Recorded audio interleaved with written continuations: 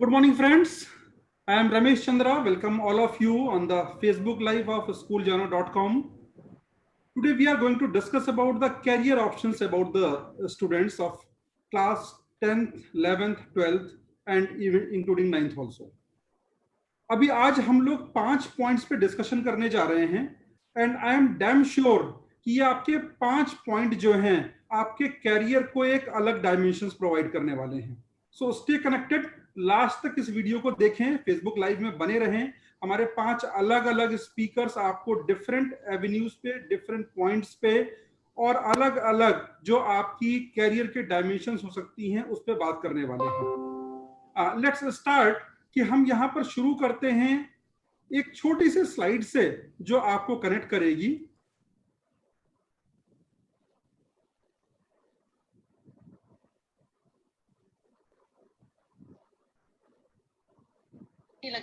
मुझे सिर्फ अपना करियर बनाना है और इतना सॉलिड बनाना है कि तो ठीक है या कूल.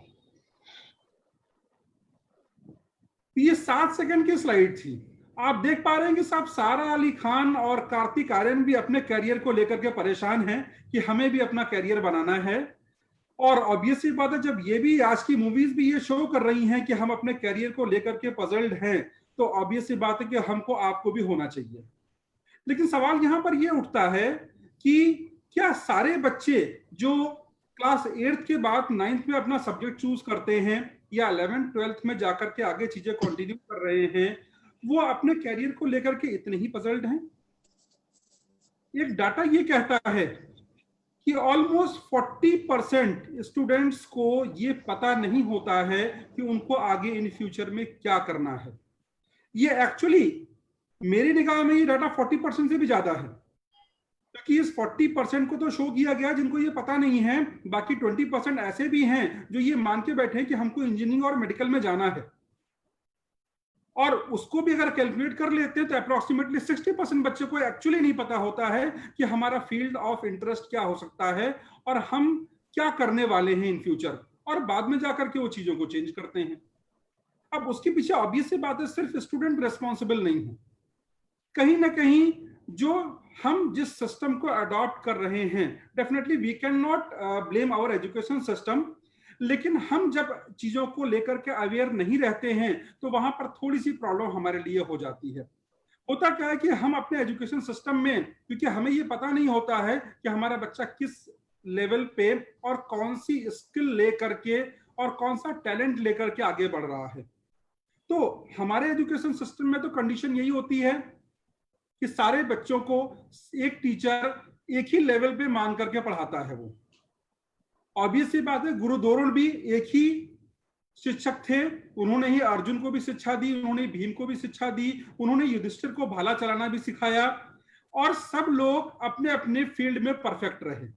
तो वैसे ही हमारा एजुकेशन सिस्टम है कि एक टीचर आपको एक टाइप की एजुकेशन दे रहा है.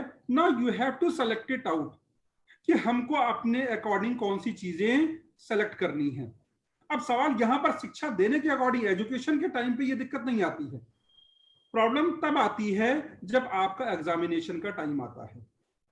जब आप एग्जामिनेशन पे जाते हैं, फेस करते हैं, तब आपको समझ में आता है सब कुछ तो गलत हो गया, कहीं तो हम लैग कर गए हैं इन चीजों को लेकर के. और वहां पर एक नॉर्मल ट्रेंड मैंने देखा है बच्चों में कि बहुत सारे बच्चे अपने सब्जेक्ट को चेंज करने की बात करते हैं. बहुत सारे बच्चे इस चीज के बारे में बात करते हैं सब हम क्यों ना अपने आप को साइंस से ह्यूमैनिटीज पे शिफ्ट कर लें, हम क्यों ना कुछ और चीजें कर लेते हैं. कई बार बच्चे अपने पेरेंट्स से लेकर के इस बात को डिस्कस करते हैं कि अच्छा पापा, अगर मैं डॉक्टर बन जाऊं तो क्या आप मुझे म्यूजिक में जाने देंगे. बहुत सारे सवाल ऐसे आपके पास भी सुनाई पड़ते होंगे, आप भी इन चीजों को फेस करते होंगे.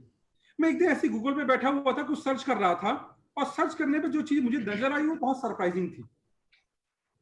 It was, I had just typed on that कि can I change my, और आप नीचे देख रहे होंगे कि ऑटोफिल 3-4 आ गए हैं कि can I change my stream. First was कि can I change my stream after 11th, can I change my stream after failing in class 12th. That means इससे दो चीजें क्लियर होती हैं कि एक तो ये है कि I am not the only one who is searching this one, और दूसरा कि गूगल बहुत स्मार्ट है जो हमारे माइंड को बहुत तेजी से रीड कर रहा है. तो अब ये सवाल जब बच्चा क्लास 11th में 12th में आ करके ये समझना चाहता है कि हम क्यों ना अपने सब्जेक्ट को चेंज कर ले तो हम बेहतर कर पाएंगे, ये चीज पहले भी तो हो सकती थी। हम एक पेरेंट की तरह या बच्चा अपने आप को जानते हुए, अपने टैलेंट को पहचान करके, अपने पैशन को समझ करके वो क्यों नहीं ये समझ सकता है कि हम क्लास 9th में ही या क्लास 8th के बाद जब हम सब्जेक्ट अपने चेंज करने जा रहे हैं उसी वक्त हम ये डिसाइड कर लें कि साहब हमको कौन सी स्ट्रीम चूज करनी है। तो आइए हम इसी पर बात करते हैं और एक बार मैं अपने रिसोर्स पर्सन पैनलिस्ट को यहां पर आपको इंट्रोड्यूस करना चाहूंगा वन बाय वन। हमारे साथ हैं मिस्टर नितिन विलियम्स झांसी से। Please introduce yourself. Hello friends, I'm Nitin Williams, Principal of Bluebells Public School, Jhansi, and today I'll be talking on various issues. Thank you sir.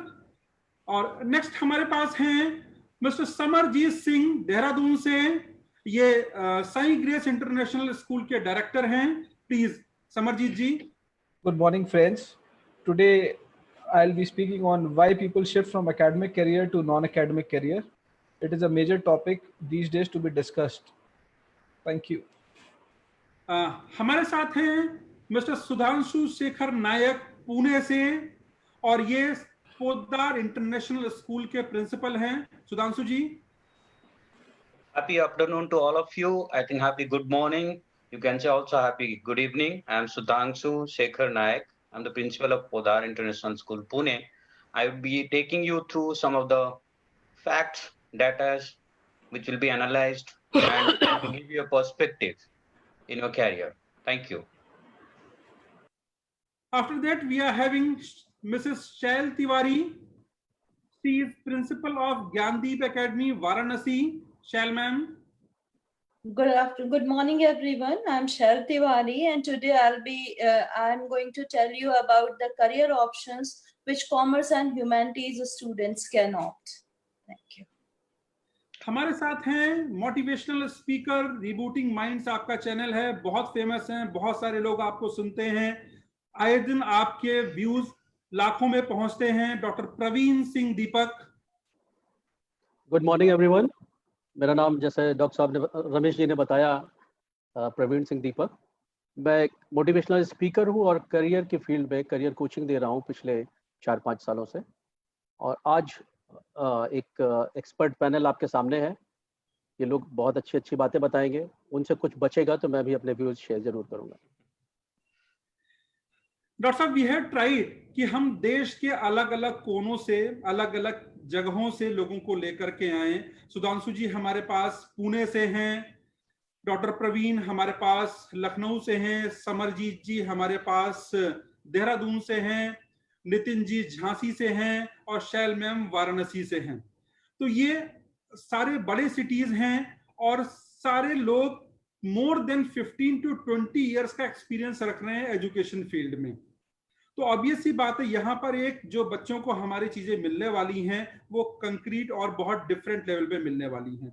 मैं चीजों को शुरू करने से पहले एक छोटी सी स्लाइड आपके साथ शेयर करना चाहूंगा और एक डाटा मैं दिखाना चाहूंगा कि हमारे एजुकेशन सिस्टम से कैसे एक ब्रेन ड्रेन ना कि सर्विस के लिए हो रहा है बल्कि कैरियर अपॉर्चुनिटीज के लिए भी हो रहा है। और उसके बाद हम बात करते हैं हमारे एक पैनलिस्ट से जो आपको चीजों को शो करेंगे।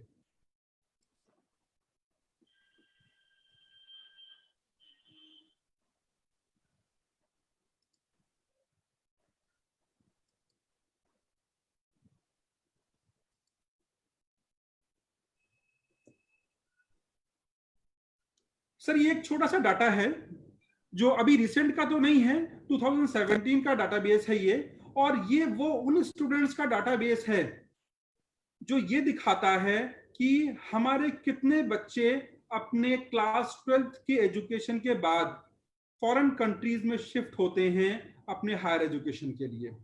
सबसे ज्यादा लोग यहाँ पर आप देख पा रहे हैं यूएसए में शिफ्ट होते हैं, फिर कनाडा में है, ऑस्ट्रेलिया में है, न्यूजीलैंड में है, बहरीन है, चाइना है, सबसे नीचे ओमान है, नेपाल है, कजाकिस्तान है, फ्रांस, बहुत सारे कंट्रीज हैं। और इन सारे कंट्रीज में हमारे बहुत सारे स्टूडेंट शिफ्ट होते हैं। मैं बात करने जा रहा हूं कि आफ्टर कोविड, पोस्ट कोविड क्या चेंजेस आने वाले हैं। ऑब्वियस सी बात है, यहाँ पर पेरेंट्स आज की तारीख में इस चीज के लिए प्रिपेयर्ड नहीं है कि वो अपने बच्चों को स्कूल भेज पाएं। तो ऑब्वियस सी बात है कि कोई भी पेरेंट अपने बच्चे को बाहर किसी कंट्री में हायर एजुकेशन के लिए भेज पाए, ये बहुत ही डिफिकल्ट होने वाला है। ये एक पेरेंट के लिए बहुत टफ काम होने वाला है। और साथ ही इसके अलावा जो हमारे बच्चे हैं, उन बच्चों के लिए भी बहुत सारी अपॉर्चुनिटीज पोस्ट कोविड खुलने वाली हैं, और संभव है कि बहुत सारी अपॉर्चुनिटीज जो हमारे पास पहले से थी उसके डोर्स बंद हो रहे हों और वो यू टर्न ले रही हों। तो मेरा टॉपिक मिस्टर नितिन विलियम्स के लिए है कि कितने जो हमारे कैरियर्स हैं, जो आगे आने वाले कैरियर हैं, उसमें से कौन से नए डोर्स ओपन हो रहे हैं, कौन से यू टर्न मार रहे हैं वापस। और स्पेशली हम अगर बात करना चाहें तो जो हायर एजुकेशन के फॉरेन कंट्रीज में अपॉर्चुनिटीज थी, उसके रिड्यूस होने से हमारे पास कैसे कैरियर अपॉर्चुनिटीज इंडिया में बिल्डअप हो रही हैं। Nitin sir, please carry on.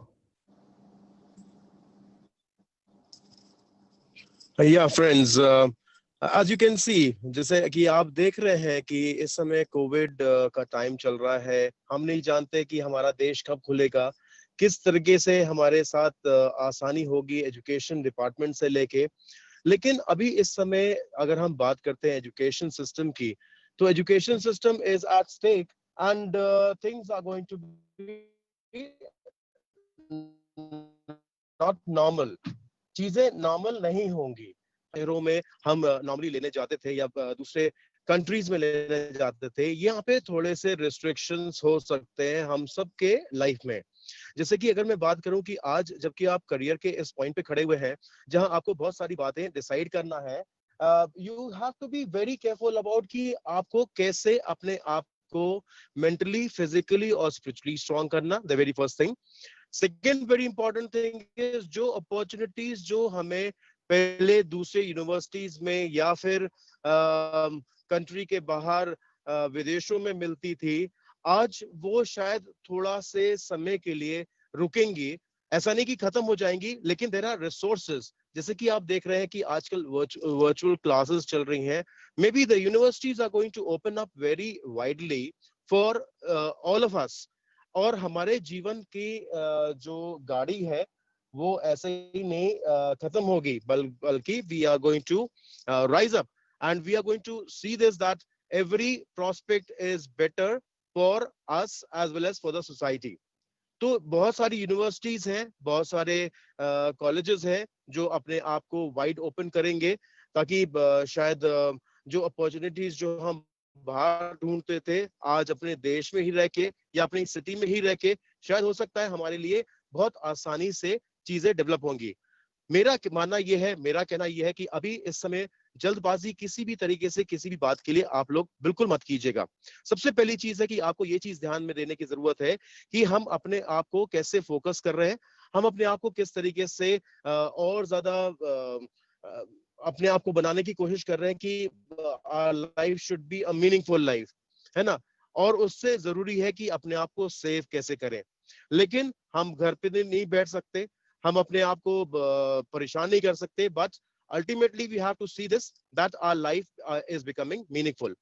जीवन के उतार चढ़ाव में ये एक ऐसा वक्त है जिसमें कि हम सबको अपने करियर वाइज, और खासतौर से आप यंगस्टर्स को करियर वाइज अपने बारे में बहुत कुछ सोचने की जरूरत है। आज अगर आप देखें तो एनालिसिस ये कहते हैं कि जो चीजें जो बहुत एडवांस थी and it was very free और काफी इजीली अप्रोचेबल थी, अब वो सारी चीजें अप्रोचेबल कम होती चली जा रही हैं, है ना। लेकिन थोड़े समय बाद गुजर जाएगा, थोड़े समय बाद चीजें नॉर्मल होंगी, लेकिन तब तक हमें अपने आप को और ज्यादा स्ट्रांग बनाना है। जैसे मैंने कि स्टार्टिंग में बोला आप सबसे कि मेंटली, फिजिकली और स्पिरिचुअली स्ट्रांग होना जरूरी है, अपने आप को फिट रखना जरूरी है, और एक वाइज डिसीजन लेना आपकी लाइफ के लिए इस समय बहुत इंपॉर्टेंट है। तो what should we do, how we should do, कैसे हम अपने आप को आगे बढ़ाएं, उसके लिए जरूरी है कि सबसे पहले अपने आप को आपको समझाना पड़ेगा कि in which line you want to choose, किस लाइन पे आप आगे बढ़ना चाहते हैं, किस लाइन में आप आगे प्रोसीड करना चाहते हैं, और उसके लिए जरूरी है कि आप अपने आप को पहले सब्जेक्ट वाइज अपने आप को चूज करें कि हमें साइंस स्ट्रीम के साथ आगे बढ़ना है, या हमें कॉम्पिटिटिव एग्जामिनेशन या IIT की तैयारी करना है, या नीट की तैयारी करना है, या CPT की तैयारी करना है, या फिर क्या कहते हैं maybe some of the line, there are lot of lines. So उसके लिए सबसे पहले आपको आगे चल के बेटर प्रोस्पेक्ट्स किस तरीके से मिलेंगे उसके बारे में आपको डिसाइड करना बहुत जरूरी है। सो I would like to wish you all the very best, my dear children. और कभी भी ऐसी कोई भी बात है जिसमें कि आपको परेशानी हो रही है, अभी आपको सामने बहुत सारे एनालिसिस और हैं, और बहुत सारे जो इस समय लोग हैं आपको और बाकी सारी चीजें बताएंगे। Thank you Ramesh sir.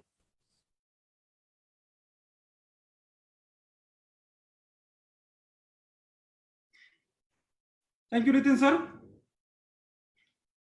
बहुत अच्छा आपने कंक्लूड किया। ऑब्वियस सी बात है, बच्चे कनेक्टेड जो होंगे वो आपकी बात को सुन पा रहे होंगे। मैं